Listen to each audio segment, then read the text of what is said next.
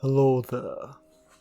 Friday the 13th was originally made as a rip-off of John Carpenter's Halloween. It has since grown into one of the most enduring horror franchises of all time and is foundational in the formation of the slasher genre, establishing many of the tropes, including voyeurism, sex, nudity, gore, and a final girl.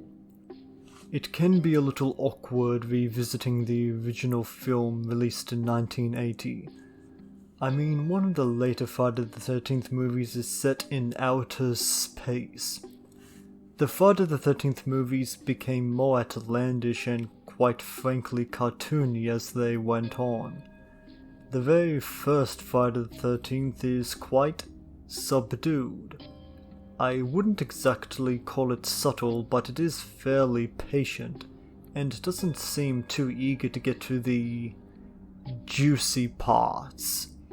The movie instead focuses on its atmosphere, but don't expect much compelling characterization. I think that everybody knows the general premise of these movies. A group of teenagers or young adults go to Camp Crystal Lake, and over the course of the movie, each one is slowly killed off. I think that even most people know by now that horror icon Jason Voorhees isn't the killer in the first movie, but instead his mother is. We only see Jason in a nightmare. The acting is not fantastic. It's not bad, and there are some genuinely good performances here. This is also one of Kevin Bacon's earliest screen appearances. Funny. Kevin Bacon was in Friday the 13th, and Johnny Depp debuted in A Nightmare on Elm Street. The actors, however, aren't given the best material to work with, but I also think that some of them just don't really care. Kevin Bacon actually tried denying his involvement with Friday the 13th. There is some pretty good gore in this movie.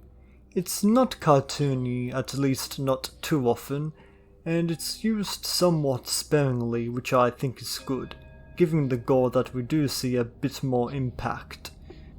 We see someone get stabbed through the back of the neck, and someone else get an axe in the face, and we see a decomposing zombie. Good stuff. The best stuff. Like I said before, Jason Voorhees is not the killer in the first movie. His mother, Pamela Voorhees, is, and she's motivated because her son drowned as the teenage camp attendants were fucking instead of doing their jobs. When Betsy Palmer received the script, she hated it, but she decided that she'd give it her all, and she is definitely the best part of the movie. A lot of the things that they make her do could have come across as silly, and unfortunately some of it still does. But she has enough talent as an actress to make it work. Friday the 13th was ironically very lucky to have had her. The scene of her talking to herself in her deceased son's voice could have easily been stupid, but she comes across as genuinely dangerous and insane. Betsy Palmer was invaluable to this first movie.